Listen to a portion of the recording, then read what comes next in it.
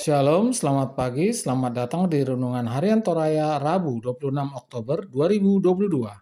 Sebelum kita masuk di Renungan Harian Toraya, mari kita berdoa. Bapa dalam nama Yesus, kami ingin baca firman-Mu, berkati kami Tuhan, biarlah kami mengerti tentang firman-Mu di dalam nama Tuhan Yesus. Dan kami lakukan setiap hari, haleluya, amin. Matius 21 ayat 28 sampai 32. Matius 21 ayat 28. Perumpamaan tentang dua orang anak. Tetapi, apakah pendapatmu tentang ini? Seorang mempunyai dua anak laki-laki.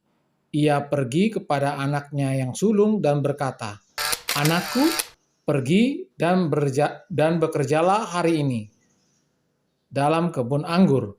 Jawab anak itu, "Baik, Bapa," tetapi ia tidak pergi.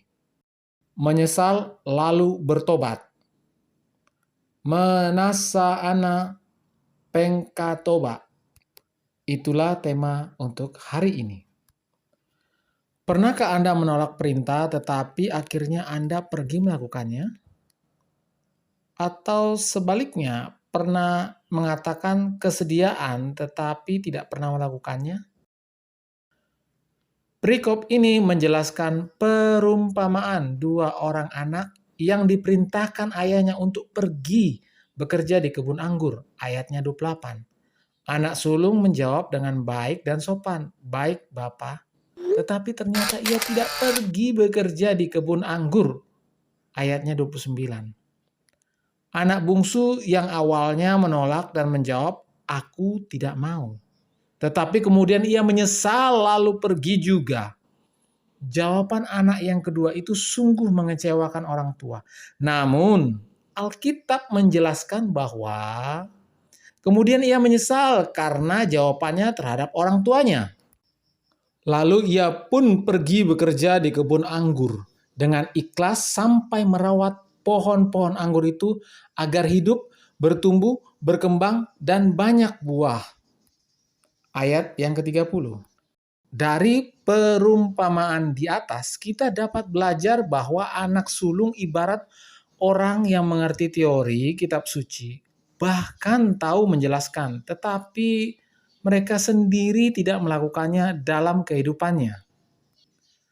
Sedangkan dari anak bungsu, kita dapat belajar bahwa ibarat anak bungsu sebagai pendosa yang mendengar firman Allah, kemudian menyesal lalu bertobat.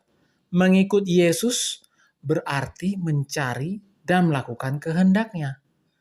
Mungkin selama ini kita sudah terlanjur melakukan pelanggaran terhadap kehendak Tuhan, bahkan mengatakan tidak terhadap kehendaknya. Tetapi pada akhirnya kita sadar akan pelanggaran itu. Karena itu, marilah mengubah arah sikap kita, lalu kita pergi mengerjakan apa yang Kristus inginkan dalam kehidupan kita. Amin firman Tuhan. Mari kita berdoa. Bapa dalam nama Yesus, terima kasih atas firman-Mu hari ini. Biarlah firman-Mu ini tetap di hati kami dan kami lakukan setiap hari di dalam nama Tuhan Yesus. Haleluya, amin. Selamat pagi, selamat beraktivitas, Tuhan Yesus memberkati. Amin.